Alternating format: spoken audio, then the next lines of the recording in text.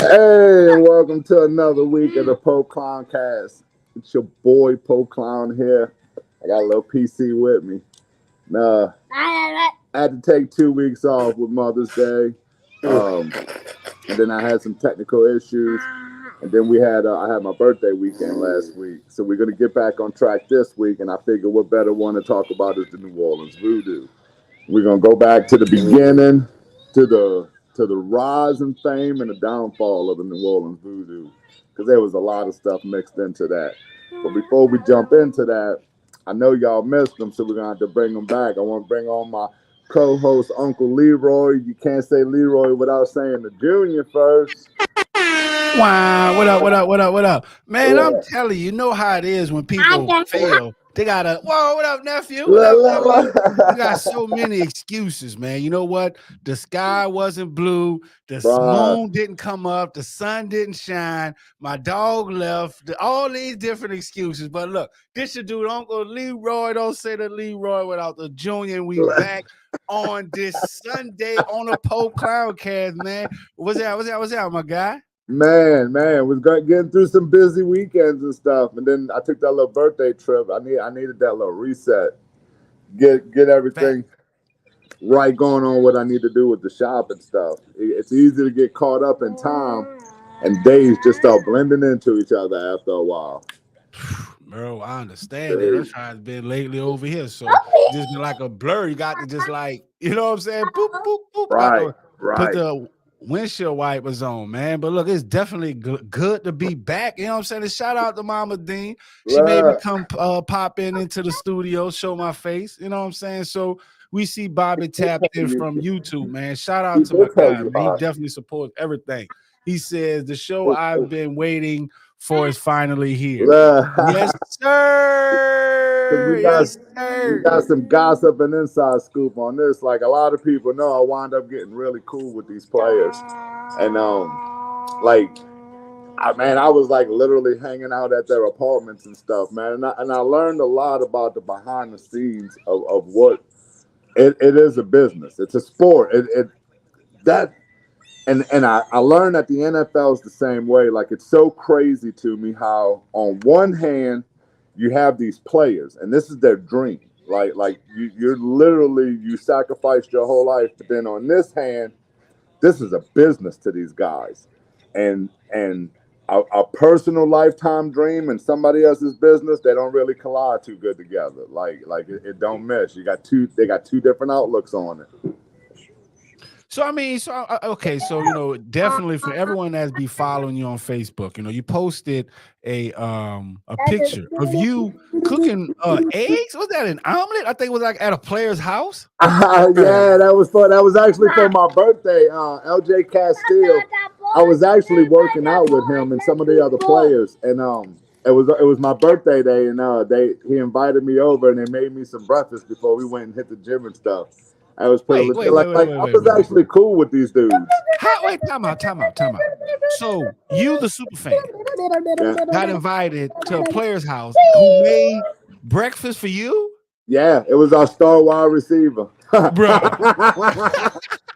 It was the one-handed bandit Castile. That dude, he was good for 5 touchdowns. Love, dude, so much potential, man. But like, mental health is real, man. Like, and that I'm not really gonna call out no players and stuff like that's their livelihood and stuff like that. But man, some of them guys, like they really were like excellent, skilled, but the mental health plays into it. And when he Well, I mean, went, but okay, all right, hold on. All right, so let's clear the record. Let's clear the smoke because at the end of the day, just like with AB, everyone like, oh, he got mental health and all this other stuff, but the dude got bread.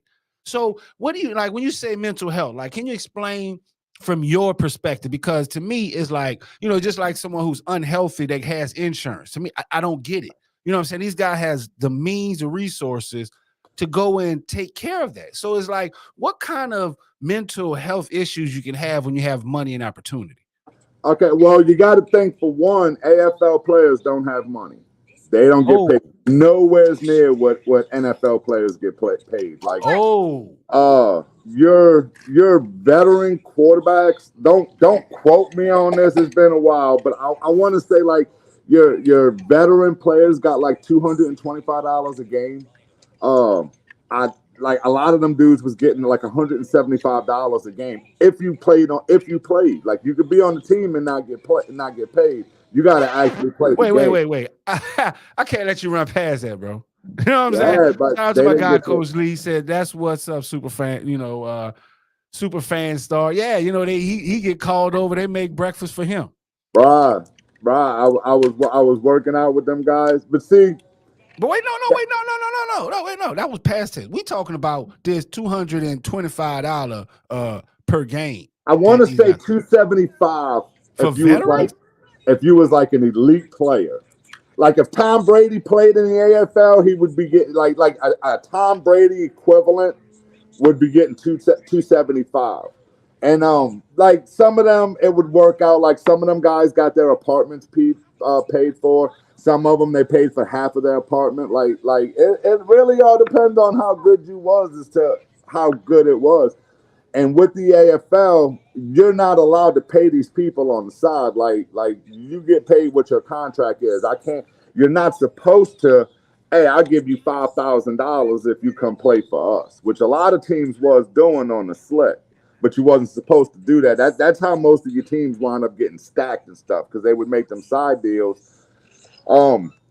Back So shout out to Bob. He said that's what he just said. He said AFL players are broke and yeah. usually work other jobs. So I can Some see of how them used to work for me at the donut shop. like wow. Everybody they got families to feed too, man. Like basically the AFL was the last chance opportunity for them to live out their dream. Like about 6 players from the AFL wound up going into the NFL, so it was a second chance for a lot of these guys. But they still had to make ends meet and stuff. Like a lot of them still came from out of state or out of like in Louisiana, but not from New Orleans and all. So like they still had to get down here, still trying to provide for families. And like one of the glitches with the AFL is, so like, and I watched it happen with Castile. I watched it happen with a bunch of people, man. If you get hurt, they're not necessarily gonna put you on injury reserve because once they put you on injury reserve, they got to pay for you. But so you would just be inactive, like that. Like you're a healthy inactive. Boy, when they say these girls ain't loyal, these teams Bruh, ain't either, man. That's dude. wild. Right, and so with you being inactive instead of on injured reserve, well, now they ain't got to pay you because you just didn't play that week. So like it was a struggle for a lot of these guys, but that part of it was kind of where the downfall of the whole league came into it is because you got to think about it. Arena football, it's not like the NFL. It's not like no other league. It's only half the size of the field, and we don't have an out of bounds. Like there's a wall, like, and that wall is in play. So you literally are getting slammed into this wall, like fucking at least 10 times a day if you're on offense. And now I'm gonna ask you to do that for $175 if you are able to get on that field. Like that discourages a lot of them people because Okay, so why would you all right, so shout out to Bob. He says right here, he says, imagine putting your life on the line for a dream and making what is it, 11K or less. That's facts. But I mean, bro, like it's your dream. You know what I'm saying? Like, so I'm involved in an XFL Arena League, and honestly, I didn't even know that they weren't making that much. And it's crazy because shout out to the Frisco Fighters. We have someone that's from New Orleans, and it's crazy. When you made your post today about the show and the Voodoo Nation, someone reached out. And in similar situation, it was like they wanted to, like they had aspirations to go to the league, but they couldn't make it. They played for Prairie View, HBCU football team. So it's like they're trying, like he just said, he's putting his life on the line for a dream, like you just said. So he's chasing his dream. So to me, if you're chasing a dream, should the journey or the chase be profitable, or should the dream itself be profitable? And there's the problem with the AFL. So not to out no players or nothing, but I see I as a super fan and hanging out with these guys as a human, I understand their argument. Like they feel like they should be paid. This is a professional sport league. You want me to play for your team, you should pay me for it. As a owner and a businessman of the league, this is your last chance at playing your dream. You did not make it into the NFL. You don't have NFL scouts looking at you. You don't have NFL coaches calling you. This is your last chance of a dream. This is what we're paying if you want to do it. So I 100% understand both sides. And that's a problem they always going to have because AFL is never going to have NFL money. They don't have the TV rights. They don't have the commercials. They don't have the advertising network. And like they don't, and they used to. And this is why, well, before I jump into that part, because now we're getting into a whole nother section, we're going to go backwards and talk about when it was good. Okay. So the New Orleans Voodoo popped up around 2004. At that time, a lot of the NFL owners owned those AFL teams. So like Benson owned the New Orleans Saints and he had the New Orleans Voodoo. Like George Jarkowski owned, like it was a lot of big names. Jerry Jones owned one. A lot of big money. So they had the money to back these leagues. Okay. There was never no money into it though. That was the problem. That's why they all originally folded because yeah, granted, like the New Orleans Voodoo, we had the number one attendance. We had the number one attendance. Like we was putting 16,000 people in the arena and stuff. But the catch of it was, for one, you had Tom Benson's name back in that. You had a waiting list out of this world to get on for the Saints season tickets. Well, it was a gimmick to where like, okay, you own Saints season tickets, so they would call you and be like, look, Mr. Benson owns New Orleans Voodoo. If you'll buy New Orleans Voodoo tickets, let's say you number 5,000 on the list. Well, I'll move you up to number 2,500. And those people bought those tickets because they wanted better Saints season tickets. Traveling with the team, I got to meet a lot of other owners and stuff and was kind of trying to figure out how they were able to put all the fans in the seats and stuff. And man, like a lot of it was special needs. Like they would give those tickets away to like schools, special needs schools. Like they did a lot of handicapped. Wait, so you saying that the New Orleans Voodoo attendance was a gimmick? All of them, all the arena football leagues. Wow. Every one of them. Every one of them. If you see it on TV and it's packed, I'm gonna get shit for this. I'm gonna get messages for this, I guarantee. But if you see an arena football game and that stadium is packed, you better believe there's a gimmick behind it. Like I was there, I witnessed it. I had other owners telling me how to do it to go back to our coaches to try to get it. Because the whole thing is, man, I'm going to give you this ticket that we only charge and say $10, $15 for. But you're going to come in there, you're going to buy revenue, you're going to buy drinks, you're going to buy sports memorabilia. Your kids are going to have a damn good time because it's such in-your-face football. You're going to come back next week, and that's a potential season ticket buyer. But why am I going to buy season tickets when you're giving me the damn tickets? Like, I'm not gonna waste that money. So and I know they sold me 1,000 and something tickets for $1. Like I paid like $1 a piece for them, and I went and gave them out at the French Quarter Fest because we was trying. That's insane, dude. Because we was trying. Well, at that time, we had the Benson was remodeling the arena, so we actually got moved to the Superdome. That place is too big to be playing arena football. So we was trying to get people to go into that Superdome just to make it like you could have packed it for an arena football game, and that bitch still looked empty. Like, I mean, it's a Superdome. That bitch is big. Facts. So shout out to Bob. He says you're not making money on attendance ever. You make money on with sponsorships and merch, etc.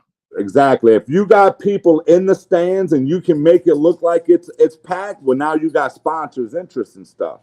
So they don't know the details of why these people are in there. They just know you putting between 10 and 16,000 people inside that arena. You know, you can't, just like with the news today, you can't believe everything you see on TV. Like if you notice, what is it called? The USFL. You look at those teams right now, they don't never show the crowd. There ain't nothing but maybe 13 people in there. It's always close on the field. Man, you know, you're absolutely right, because I was watching the New Orleans Breakers before I came into the studio today. How the hell you got the New Orleans Breakers? They were playing Michigan, and it was empty. Yep. And dude, that's 90% of these places, man. Like Even the NFL goes through it. Like, granted, they can have a small crowd and it still looks packed in that because of the brand of the NFL. Like the NFL itself has fans outside of just the team. These minor professional leagues don't. Like, you right now, you talk about what was that? Saints made people buy tickets to the Pelicans. Yeah, same thing. It's the same. It's a gimmick for them. It's a way for them to help sell their tickets. So hold on. So shout out to Rick. He's tapped in from YouTube. He says Saints made people buy season tickets to the Pelicans to have access to buy Saints season football tickets. Exactly. It's the same thing. It's the same gimmick. It's like, if you buy these, I can give you better deal on these, because I they remember know you said that before. That they used to do that, like, because you said the waiting list for the Saints season tickets used to be. You know what? It's in the That's a whole thousands, other dude. segment. How the hell the Saints had a waiting list for freaking season tickets? NFL. The NFL has a brand that people want, and we are one of the lucky states to have an NFL team. That just in its own, dude, you don't even realize how many people go to the football game and don't know shit about football. It's just, I'm going to a Saints game. Like, that right there is an experience. The game don't really matter. It's the experience of it. That makes sense. And it's funny, I was talking about that today, just like in another round for us, like with the Madden brand. It's like, you know what, the NFL wants you to conform to it, because Madden is the only game right now that's not that's just getting over, that's cross-platform. To where it doesn't matter if you're on PlayStation or Xbox, you can play. So they're losing money. That makes sense. Everything in it is a business, man. And I wanted to go back and touch on it right quick, because you had mentioned about the mental health thing. This is something that I watched one of the guys actually go through. He was a good friend of mine, man. Castile. I talk about him. He knows about it, so I'm comfortable with speaking. But you got to think about, okay, imagine this being your life dream, all right? And then now, granted, hey, life happens. You get caught up in trouble and shit. Hey, I've done it myself. It cost you, all right? You made a bad decision. So now you get a second chance to go play your dream, and in the minor league, you were the man. Like, we called him the one-handed bandit. But now when the NFL calls, you get that shot at your dream, and you can't catch on to that playbook. It's a whole different game over there. Like, same thing with the Canada League. Good friend of both of ours, Delvin Bro. He was able to make that transition and excel at it. Some people can't. So imagine spending your whole, and it's no excuse or nothing, but I understand as a human it takes toll. Imagine going your whole life by training yourself, preparing for this, and then when you get the shot, you don't make it. Like, that'll take a toll on your mind, bro. Like you spent 20-something years preparing for this just to be told you're not good enough anymore. Like, that shit's gonna take toll. Like, it don't matter who you are. Like, now, I can't relate. You know what I'm saying? Because I'm a winner. You know what I'm saying? But I can empathize. right. Hey, dude, it happens, bro. Because in reality, you only got so much time to make it. Like the NFL, playing football, that is not a lifelong career, so to say. Like you only have a short time to make it. I mean, you could be 24, 25 years old, and you're considered fucking almost old in the league. Right, exactly. Depending on which position you're playing, like especially at the running back position, that takes a lot of high volume, reps and a lot of hits. So yeah, that's really old at that position. So I mean, that makes sense. Right. And that you start piling all that on and realizing now you hang around these sports people, too, man. Like, these dudes work out every day, like every day, all day long is training for this. And so now you just found out. But at the same time, you can be the fault of your own demise, because why am I sitting back at the hotel, at the apartments, fucking smoking weed with some of these dudes? We partying and shit before the game. So, like, you got to take control of your own destiny at the same time. Wait. Hold on. Wait. Yeah. I just can't let you run past that like that. So, all right. So, you just said, rewind, play. Yeah. Look, look,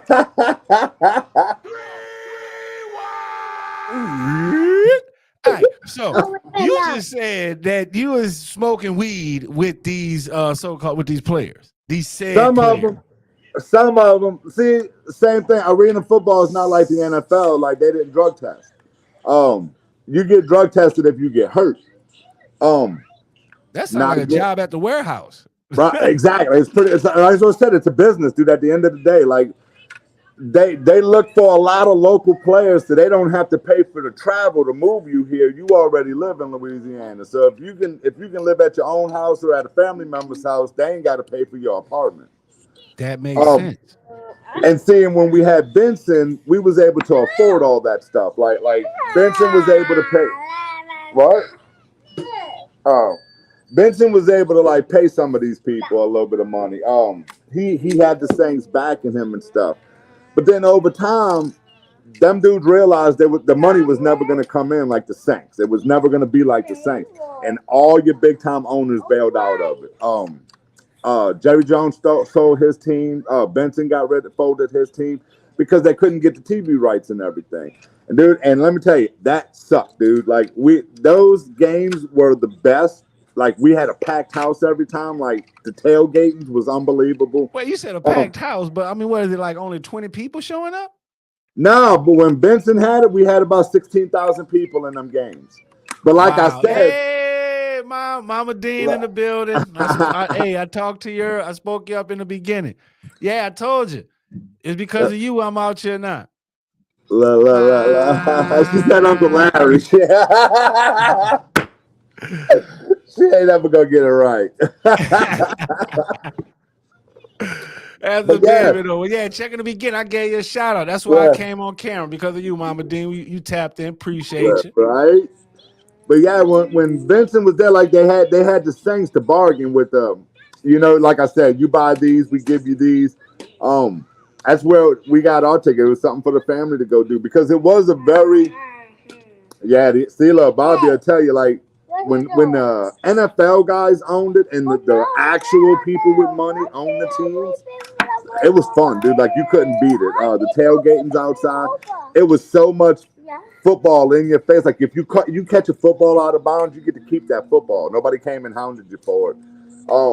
Hell, you catch a football player in your lap because, like I said, it wasn't nothing but a wall. So you go over that wall and there wasn't nothing to it. Bro, like I had that happen to me. Like it was my first time experiencing Arena League football, the Frisco Fighters, and the damn player got tackled over the wall and it was right there, like, oh shit. You know what I'm saying? It is No, crazy. It's like kind of like living in the hood. It's like, okay, no, sitting no. outside, you might get a straight bullet at you. You know what I'm saying? You gotta Exactly. be on your toes. Yeah, exactly, bro. And a lot of them guys, like, they get hurt doing that. Jason, I can't put. Oh, that don't go on that part. Shout out to Oh, Bobby. He says, wait, what? That is yeah, crazy, bro. That's yeah, beating some yeah, XFL attendance numbers. yeah. So shout out to Bobby from YouTube. He says average Voodoo averaged 15,420 attendance in 2004 season. Yep. And like I said, when you got Oh, hold on, name you got a recognition, Bob J. Bop. la, Mama la, D says, shut up. Oh no, that's Josh. You talking about you. Bop. la, la. But that you got name recognition. You got Tom Benson, New Orleans Saints, NFL. You got back then with the New Orleans Voodoo, you got three top brand name recognitions backing them. So it's easy to get the attention. Just like now, one thing I learned this a long time ago too, and you could testify to this. Winning brings fans. You can't have a sorry ass team and expect to have a packed house. I know this Look at last my name. girl, Team 20. I talk about my friend Cam that passed away. I got his jersey. That's his mom and sister. Okay, I might have. That's what I'm saying. I know. That's what I'm saying. I recognize that last name. That's a jersey in McLaren. your shop, right? Yep, yep, Oh yep, man, look in yep. the building. Love, Love. love, love, and Nothing blessings, but man. love. Appreciate you Nothing tapped in. but. Yep. So April McGlynn says, "Hey, Pope Clown, sending love from the McGlyns. Yes, in Dallas, North North Carolina. Carolina. Well, That's there's where only my one boy was. Dallas, baby. I was with you on La that, la man. You know, la la. we love you. You know what I'm saying? It's Dallas, Texas. I love. That's where my brother was from, man. North Carolina. May he rest in Wow. peace, man. Is a good dude. Cam came on after what? I thought that was the baby on my Lego. Okay. Uh he wound up coming to play on after. So 2000, I want to say it was like 2008, somewhere's around there. I could be wrong on my dates. The NFL owners actually pulled out of it because there was no money into it, and when that happened, the whole league wound up folding. Like once the money men got out of it, it just you can't really. It ain't like the Canadian League. You can't have a league with just 4 teams in it. Like it wasn't gonna work back then. Um, 2013. That's when the New Orleans Voodoo came back. I want to say we came back 2000. They opened the New Orleans Voodoo back up in 2011, and then in 2012 the team came back. But before we get into the downfall of the Voodoo, we're gonna take a short commercial break from our sponsors and let them get a word in, and we'll be right back.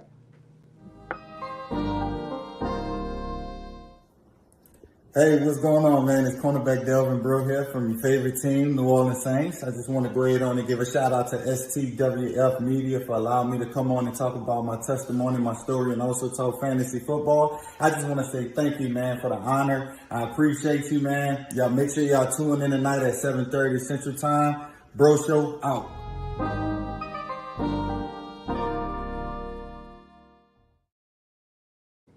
Boy, welcome back. Oh, I love Delvin, man. Delvin's a good friend of mine. I love that dude. I'll never forget the day I met Delvin. Um, it was at the Voodoo the media day. He signed with the Voodoo. He had played for a team called the Vipers, and they're like under the Voodoo. And then Delvin was our star player that they brought on that was coming in. And I actually met him. I used to make these voodoo dolls. I used to give out to the kids and stuff. And I made one for him, man. I went and introduced myself.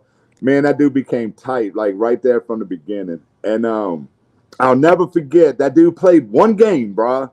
Because he came off that major neck injury and stuff. It was right in front of me, bro. Like you can ask him next time you talk to him, bro. We were like, I was sitting in the seat front row. The play happened right there. Like he took a hit, and he was defense, and he hit that guy and took a hit at the same time. Damn. And then he got up. They threw a flag on him. He got up and he's pointing at me. He's like, "Tell him, Pope. Tell him, Pope." Like these referees are gonna listen to me of all people out here. Hey, But man, you do got some influence. dude, but then that was it. Like he took that hit and he got up. He was good to go. Boom. CFL called, man, and he wound up going to the Canada League and took it over. He's like one of the best defensive players out there and stuff, bro. Like Facts. that's what I'm saying. Like, there's opportunities in this, and then he wound up going from there to the NFL. So it's a second chance, for some of these guys to actually make it and stuff. And he wound up going in the NFL and being good until he got hurt and stuff. And So I that's mean, that's do you whole, think do you think, I'm gonna ask you this. So do you think it should be profitable? These teams giving these players a second chance at their dream. Do you think they should be making at least, let's say, a couple 100,000 a year? don't put me on that spot. I'm gonna be honest with you. If the league itself was more serious about itself, I would say yes. Like if you would treat yourself more like the NFL, so and I hate to say it because it's not the NFL, but the discipline of your players. Like you're not going to come to practice when you want. You're going to come to practice when we have practice. Like there's a lot of that going on with it. No, you're not. And I hate to dog on myself, but you're not gonna hang out with super fans smoking weed and shit before the games. Like there's a conduct and these NFL guys, there's conduct rules in this thing. If they took it more serious like that, and for what you're asking of these guys, I do agree they should be paid. Now, should they be millionaires and 100,000aires and nothing like that. Nah, it's like you said, it's a second chance at a job, but for the sacrifices you have to make, like a lot of these guys, they not in school anymore. Like you need a job. I do believe they should be paid something. They should be able to survive on it. That I do feel that. Like it should be just like an NFL. It should be under a contract. You're getting this much for this much. It don't matter. Nah, you can't pull off fucking I'm a play when I want to play. You know, like you got to play.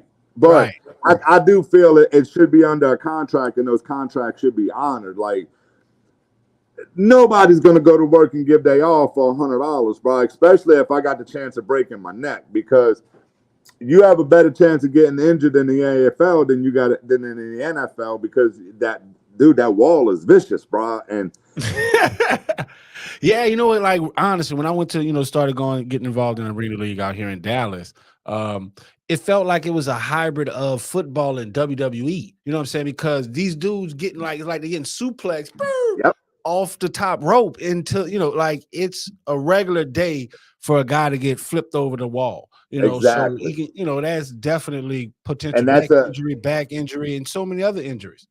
that's So what I'm saying. That's more chance of a more frequent injury, because you flipping over that wall like it ain't none. right, hitting that hard concrete. So shout out to Bobby. He says, I think they should break even at best. This isn't something like I would try to own, but someone who needs to write off and just has some money to waste. I think he's talking about the league, just an owner. Well, yeah, we about to get into that. So the league wound up coming back. So they had a team out in Shreveport, Boise City, the Battle Wings. And that was owned by a guy named Dan Newman. He wound up, they had no attendance. It wasn't working out there. So he actually bought the rights to the New Orleans Voodoo. And all he did was move the Boise City Battle Wings down and rebranded it to the New Orleans Voodoo. And that's minor league baseball. Players don't make. Yeah, exactly. That's what it is. It's a minor league. Needs a wrestling show. we get one going. We get Brian in on that. Facts. But so in 2011, the team the name came back. They I guess activated everything. And then in 2012, it was announced Dan Newman had wound up buying the New Orleans Voodoo. He was going to bring him back. When I met the dude, like you could just tell, man, he's just he's just one of them guys, bro. Like we knew we was going to be doing from the get-go. And so the problem with the Voodoo, the problem with the AFL is exactly like Bobby said. You need somebody like Benson that has money that they can waste. Like, because it's just like with any right. But now hang on, because I gotta give Dan Newman some credit. I ain't gonna lie. Now, don't get me wrong. The dude was a shitty owner. He was a shitty owner. But the dude actually did do some good. Like in the beginning, let me say, in the beginning, his heart was in the right place. Like he actually wanted this to love. Hey, look, I hear what you're saying, John. But Bobby is on his neck, man. Look, Bobby, he said, look, first Bobby said, y'all about to make me cuss talking about Newman. Then he comes back and says, you ever met scum? Then there's scum, then Newman. Bro. Cause when it went to the end, like when they knew that they was gonna wind up, it got bad, bro. It got bad. They messed over the fans, they messed over the players, they messed like everybody. Dan Newman made a lot of enemies in New Orleans. And I honestly believe he was sold on a product that actually was not there. Like he was talked into moving the New Orleans Voodoo down here on statistic and stats of when Benson owned it. But you ain't got Benson money. Like Dan Newman's rich, but he ain't Benson rich. So you don't have that money to. It's gonna cost you $1 million on the low end a year to run a team. Damn. Like, and that's on the low end of it. So he had the right intentions. He was bringing in good players, but the problem is, like a lot of these players we was bringing in, like Skylar Green, man, this dude's an actual gang member and stuff down here. Like anybody in New Orleans knows this dude, knows who he is. Like, Right. When you said that name, it rung bells too. So right, shout right. out, Like everybody shout out knows to this April. dude. She says it was horrible. They did the Yeah. fans and the players dirty. Dude, like Wow. it came down to where they wasn't paying for the apartments. Like a lot of the players actually got kicked out. They made a lot of sponsorships, like and I was working for Sweet Things at the time, and they were one of the ones that was a victim of it. They would do trade-offs, like wanting sponsorships and all, and so they would take everybody's money, but they weren't giving back what they were supposed to. So like there's give and trade in that. Like I'm gonna give you this money, but I'm a sponsor. I'm supposed to have players over here doing like media cast and meet the fans. We're supposed to have you're gonna okay, well, we're gonna sell you this, like, so they had it set up for the players, like where they can go eat at, and it was set up, they get it at a real discounted price, but it would just be kind of tallied, and the owner would get that bill. He never paid none of those bills, so now all of a sudden our players can't even eat. Can you imagine going to a game, coming home, and you locked out of your apartment? Now they got to go run and find you another place to live because you literally are out on the street. Like a lot of that shit would go on. The players would get hurt. Well, like I said, and now instead of putting you on injury reserve, now you living in an apartment, you not playing, so you're not getting a check, but they still want you to pay for that apartment you're gonna live in. How?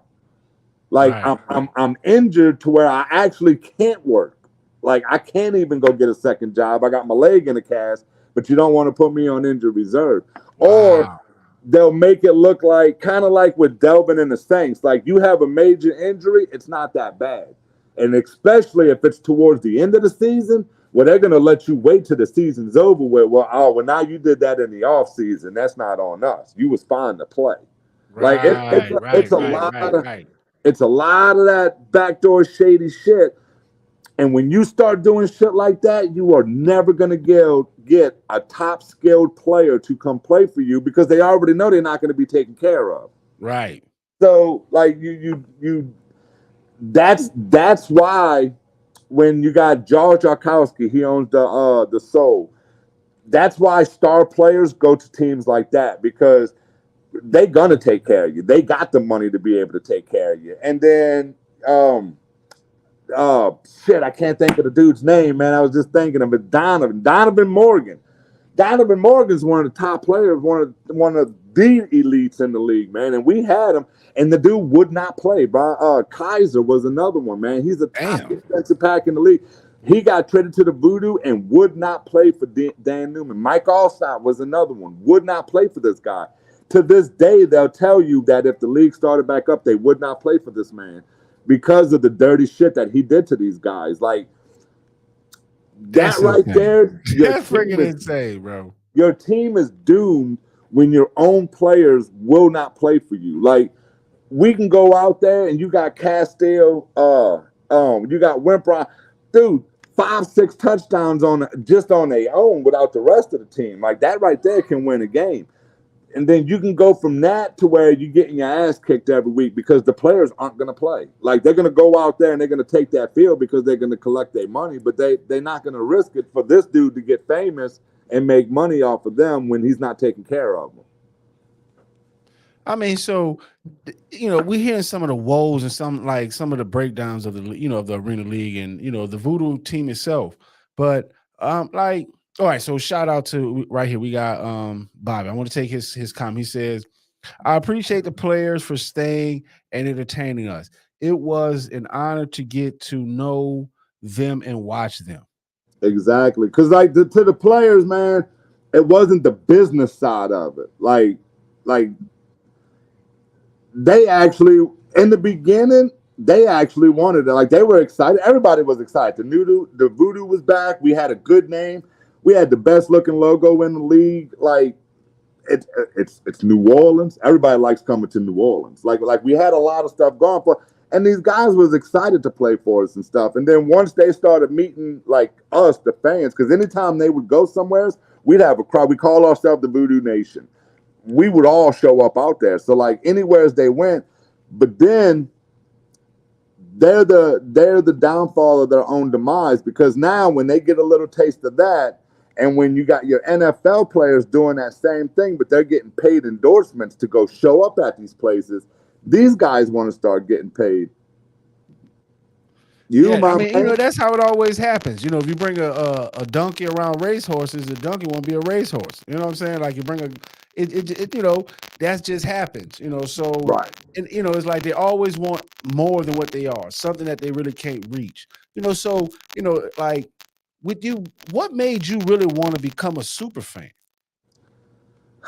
So because like I've been around, I met a lot of super fans, and a lot of them, I've got a lot of different responses on that. You know what I'm saying? Just from the XFL Renegades, from the Frisco Fighter, from a lot of teams that we cover.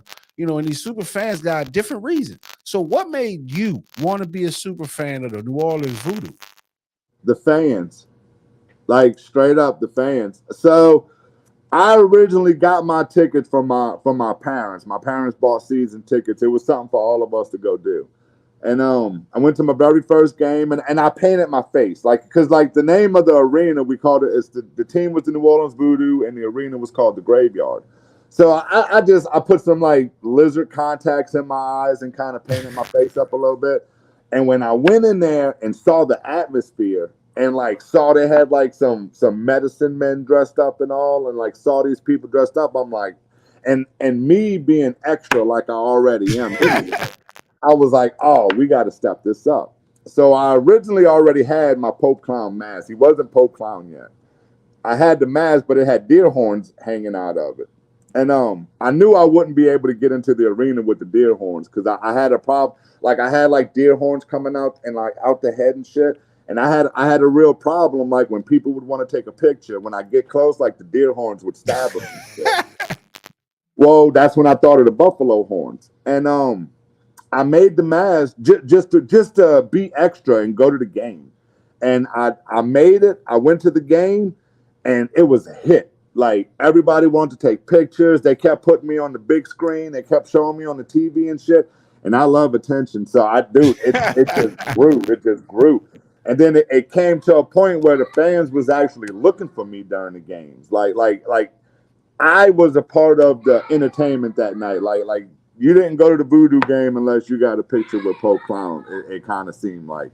And dude, I was actually dating the girl Ashley at that time. I mentioned her before. Like she even wound up getting her own persona. Like everybody called her the assistant, because like they knew if it came down to like business wise or like needing to talk to me, go to her, because I'm drunk, fucked up, running around this arena. I was never actually in my seat. Like, dude, I used to start waves in that bitch, bro. Like I literally had no limits inside that arena. Like nobody would tell me shit, dude. I'd be walking around with Crown Royal in my hand, bro. Next thing I know, I'm by the locker room, bro. Nobody ever stopped me, bro. They wait, oh, what's going on, Pope? Don't even know where I'm at, bro. I'm trying to find the game. Where am I at? Like, he was such a sweet little. But the owners, that's where I met my mentor in life, Jason Koffel, man. Like me and him wanted to talk, because I used to argue with him a lot when the Voodoo came back. He wait, we got the weirdo alerts. They said we would talk to you, Josh, at the games. I would always take, dude. I know I would take fucking hundreds of pictures every game, like. And then if I was late to the game, I'd start getting text messages and stuff, man. Look, see that. Shout out to April. She said there was no voodoo without Pope Clown. Like if I was late to the games, like some of the head people in the office, you coming this week? You here? Because they needed me to hype up them fans just as much as the team, you know? Like I actually became a part of it. So then I become an unofficial mascot, because I'd go to the games, and some of the games I would get on company expense. Some of the games I actually made Pope Clown t-shirts, and I would sell those, and then those shirts paid for my travel. Well, when that happened, the Saints super fans started getting on my ass because I was selling merchandise, but I wasn't donating it to charity. I was like, bitch, I am a charity. Like, I need the money to go to these games. Like, what are you talking about? Like, Right. mind your business. Like, this shit ain't cheap. I ain't got money like y'all. Like, back then, I didn't have no money. Like, shit. So, and that kind of where my friction, I don't really fuck with none of the Saints super fan. A couple of them I'm friends with, but I don't really fuck with them dudes too much because of Hey, that shit. y'all heard it here today. You know what? We're gonna have a Saints super fan versus Voodoo wrestling match or something. You know what I'm saying? Like, I don't fuck with the super fans. The Saints Yeah. like not one. You called out the whole Saints super fan. Nah, well, no, yeah, kind of. That's some badass Pope Clown shit. Because it's like groups, like birds of a feather flock together. You know, like So she already know. Look, you're like, bitch, I am a charity. I'm saying, like I'm telling you. So I did, but I did stuff like that to be able to afford to go to these games and stuff. And then that's really where Pope Clown started taking off because now I'm all over TV and big screens at other arenas and shit. And then these people, like their big money sponsors and stuff, they would want to come see me and have me take pictures with their kids. And then they would take me out to their bars and stuff that night. And I'd be just like this, dude. Like, I'd never take my mask off. I'm in these bars.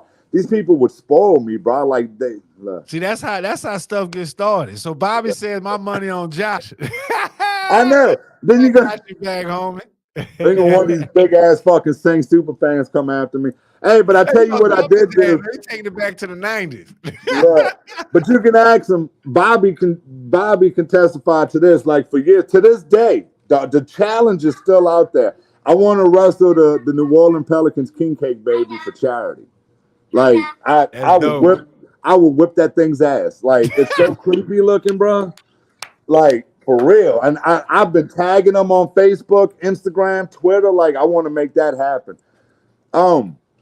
I even had some professional wrestlers come after me on Twitter, talking shit. Like I was willing to wrestle that dude for charity during the halftime show. That's I'm like, crazy. If you're gonna talk all this shit about me and you don't even know me, but you're gonna talk this shit about me, I was like, come to, I rescue you in my mask. Like we can do this. And then that's going to bring in more fans. It's going to help my team stay, and I can keep being Pope Clown. Hey, there it is. Mama D said it. Pope Clown t-shirts, Pope Clown for President t-shirts. But I made 250 Pope Clown t-shirts, but I made 50 of them. I signed and numbered them. Those sold in the first 10 minutes. I made a total of 250 on my very first batch and sold them bitches the first day. Yeah. Damn. But the problem is I was on drugs back then, and I could, like, I always think about it when I met the guy Neil Anderson. I talked about him back in the day. Love. Mama Pope. I always think about if I'd have had my head right back then, like, because that dude was telling me back then about YouTube and don't worry about TV. He kept telling me, start a YouTube channel. YouTube's going to blow up. And like, it didn't make no sense to me back then. And now I see where everything's at. I'm like, fuck, should have listened to that dude. Hey, well, you're starting it up now. You know what I'm saying? It says you're never too late to be what you could have been. So shout out to Diane. She says, I agree with you, Miss Charlene. All right, there you go. Oh, I'm about to say, wait, we got some surprise on the Pope Clowncast. You know what I'm saying? Like, oh, that's popcorn. Yeah, he had to bring his popcorn today. Yeah. He needs a snack. It takes too long for him. He wants a snack. That's what I'm talking about. You know what I'm saying? He pull up with his to-go bag. Yeah. But like some of them were saying, man, towards the end, it got real bad. Like they got kicked out of one apartment complex, and I cannot remember this coach's name, dude. Bobby might be able to help me with it, man. His wife's name was Billy. He's in the NFL now. I cannot remember this coach. It was our head coach. Not Stingley. He was before Stingley. See, when we had Coach Sting, man, his son in the NFL, he's gonna be he's like damn good D-back, man. He plays for the Texans. He was our head coach. Derek was a good guy. I love him. Good friend of mine. He was given the tools to make it work, but at the same time, you can give me the best tools to make it work. But if you're gonna keep me handcuffed, man, there's no way I'm gonna do it. You gotta let me do what I know how to do instead of telling me how to do it. Like, does Right. that make sense? Yeah. Like, and that's one of the problems he felt with him. But with the other coach, man, I cannot remember this guy's name. Um, so we got kicked out. Well, they got kicked out of their apartment complex. They wound up putting them in this other one, man. Dude, and this place was shady, bro. Like, I remember the head coach. They had a guy living in these apartments, and the guy put a note. Yeah, it's going there, bro. The guy put a note on the head coach's door, and he's like, "Whenever you're ready to play, my door's unlocked at 1 a.m. Just come in." How the fuck you want your players to feel so coach? No, he wound up going to I want to say he went to the Texans for a while as their coach, not Kinko. That dude, that fuck him too, bro. Like that is one coach I did not like. I'm not gonna lie. Like this motherfucker came like you came in your church shoes. Like don't come to football in your church shoes, bro. Like you got to be ready to play. I didn't like Kinkos at all. I didn't. Coconos? Yeah, I call them Kinkos. I didn't like that dude. Like he talked a good game, but like none of the players respected him. Nobody liked his attitude. Like fuck him. That dude, like, nah. I want to say his name was Matt something, Mike, Matt, some shit like that. But they like the dudes like they was literally a pervert living in the apartment complex trying to fuck the coach. Now, how you want the coach to keep his team in line when he's fighting all fucking perverts and shit? And he wound up leaving. He actually went to the NFL and became a quarterback. Yeah, there it is, O'Hara. That's it. He wound up going into the NFL. Like there it is. Cause dude, it was like right there, and I couldn't think of who it was. Yeah. I was actually good friends with him and his wife, and then, man, I tell you that. So one day, yeah, they're coming out the woodworks now. Porto Pat, that was it. I said Matt. It was Pat. I was cool. Like me, him, his old ladies, like we all got cool. But then I got fucked up one day. It's totally my fault. So being that I hung out with these players, I got a lot of inside scoop. And they were telling me how Pat never stood up to the players. Pat couldn't get the players to like, but at the same time, you really shouldn't. I'm the head coach. You play on my team. But a lot of these guys was thugs and had attitude and everything. And like, so they would be aggressive towards the coach, and the coach never disciplined them because he needed them to play that week. He's trying to get wins. At the end of the day, it's all about wins and losses. Right. So he put up with a lot of shit just to keep that game together. Well, I got all these players telling me this shit, and dude, we got annihilated one game, bro. And I was pissed, and I went home and took it out on Facebook and blasted this dude, bro. Like, you can't control your team, blah blah. Boom, all of them deleted me the next day. Ain't his wife. None of the family ever talked to me again after that. It was like, hey, but I wasn't lying on nothing I said. And then that's when the players came to me and it was like, look, Pope, you need to understand you're not just a normal fan. You know, you hanging out with us. You can't really repeat what we say. And it's like, yeah, my bad, dude. I got fucked up that night. Like, I was mad. Like, we lost. We got annihilated. Like, chalk it up to the game. Dude, I used to go to the practices with a megaphone, bro. Like, and they be like, Pope, don't call my name. Don't drop that fucking ball. Like, that's why I brought my megaphone. I did everything I personally could to try to help keep that team together without literally like spending my own money because it's not my team. I'm just a fan. But I did, like, when the players got hurt, man, I would help them find jobs. I had some of these dudes sleep at my house. Like I did what I could. But at the same time, and I'll say it a million times, man, like, you could be the downfall of your own demise because here you are given this opportunity, and at the same time, I feel like if you hanging out getting fucked up with me, you're not taking advantage of your opportunity. And hey, for the state of mind and who I was back then, I'm hanging out with the fucking team. Like, hey, it's your fault you ain't showing up for practice. I ain't got nothing. Don't blame me. You know, So I'm use taking the advantage. peer pressure that the high schools taught, like the middle schools taught you about, like stand up against peer pressure.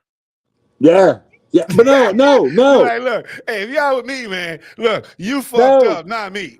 Right, yeah, because like it ain't like I would like hit them up and be like, hey, what you doing today?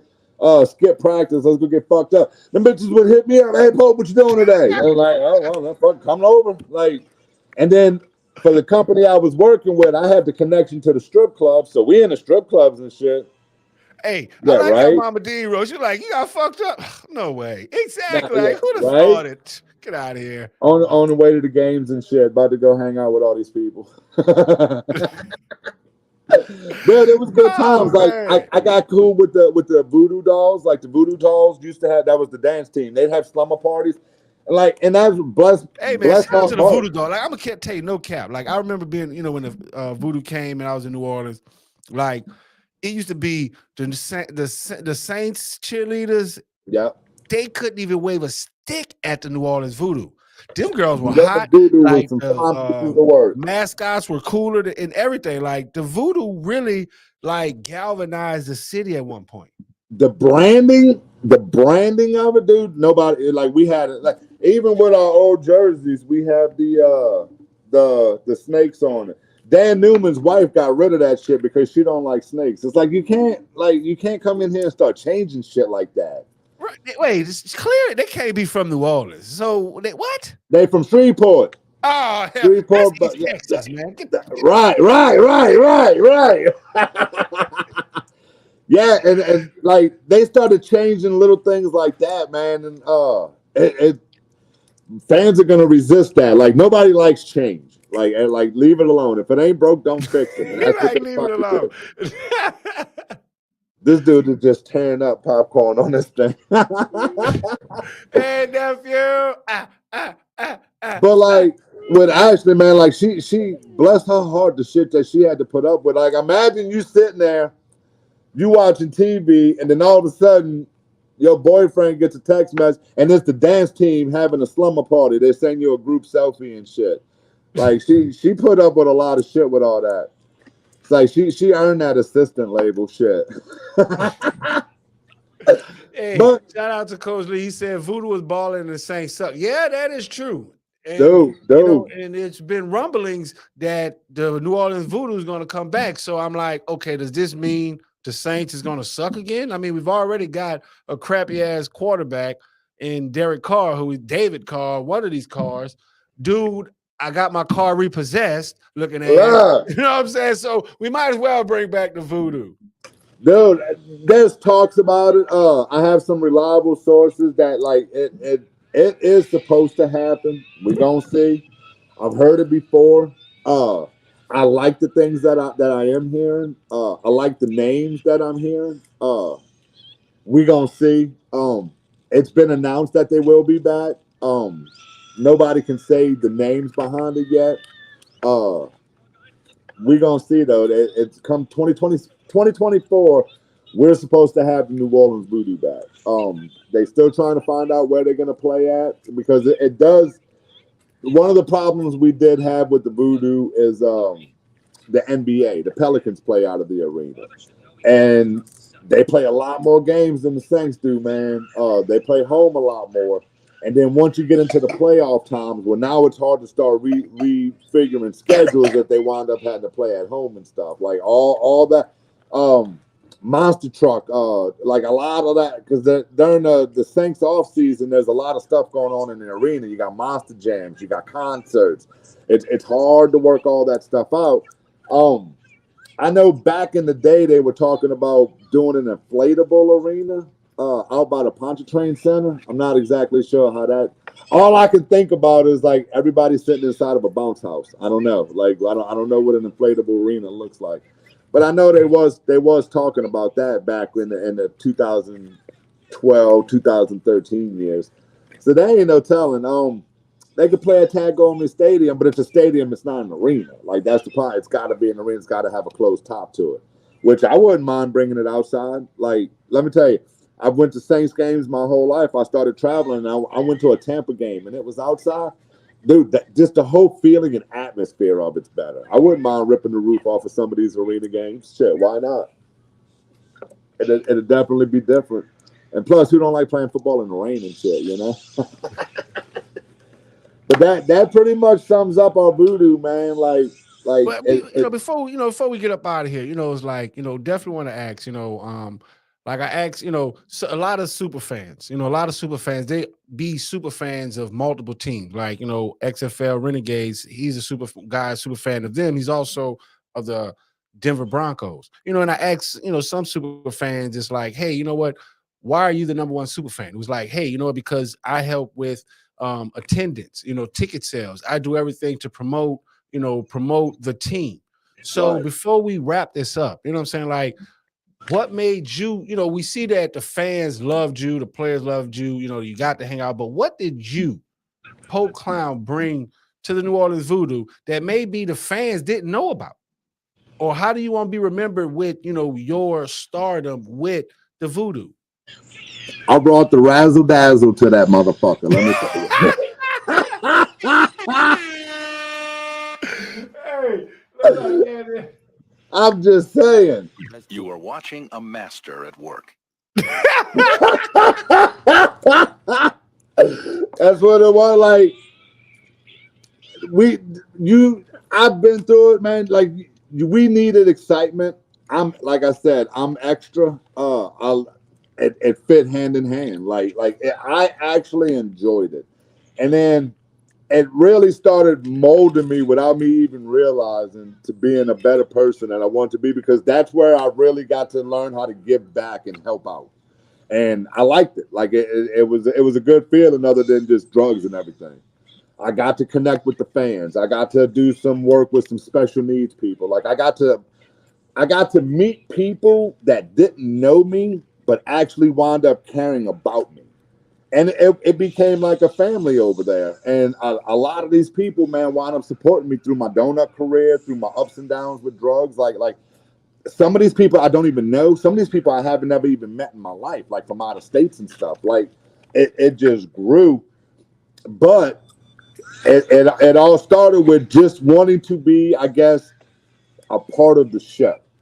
I wanted to try to do. I really enjoyed the games. I knew it was struggling. I wanted to see what I can do, and I had two buddies with me, man. Like one of them still live around here. I don't know where the other one went, but we just wanted to do our part to try to help salvage the team. Like we was going through a time there where we didn't have real skilled players. We was losing a lot, so we tried to make it. We tried to make it fun for the fans too. On the deaf, you like Love. Oh, dude, if I'd have had him when the voodoo was hit, Jason be on that field every game. I already know. Them voodoo dolls would take him out there every game. Shout out to Bob. He says, I'm beyond thankful. I know this dude and to see his journey. Thank you, Bob. Bobby's been my boy for years, man. He's definitely. So when I met Bobby, Bobby was a pastor. Like Bobby seen me go through the dirt and back. Like I said, the testimony will always be is going through the fire without smelling like smoke. Glory, man. Love. That's profound, right there, brother. That's how it happens. But I definitely, again, sorry for the 2-week layover. You ain't sorry. Yeah, you sorry. Know, hey, you sorry. Shit's happened because I'm going in July. Kicking up beach balls and getting sand up on. We going again in July for his birthday. He wants to go back to the beach. I'm like, let's do it. Yeah. Tell Uncle Leroy bye-bye. Bye-bye. But hey, thank y'all for tuning in, man. I hope y'all had a good time and we was talking some voodoo. And we're going to be back next week. Make sure y'all tune in what the topic's going to be. We don't ever know. We just throw one out there and we roll with it. But it's always going to be good fun. Y'all make sure to take care of yourselves. Like I said, mental health is real out there. Keep yourself always. There's somebody to talk to. And tune in next week with us, man. Pope Clowncast every Sunday at 8 p.m. Tell them bye, Jason. We out. Bye. Nah. Give me some popcorn. Oh, thank you.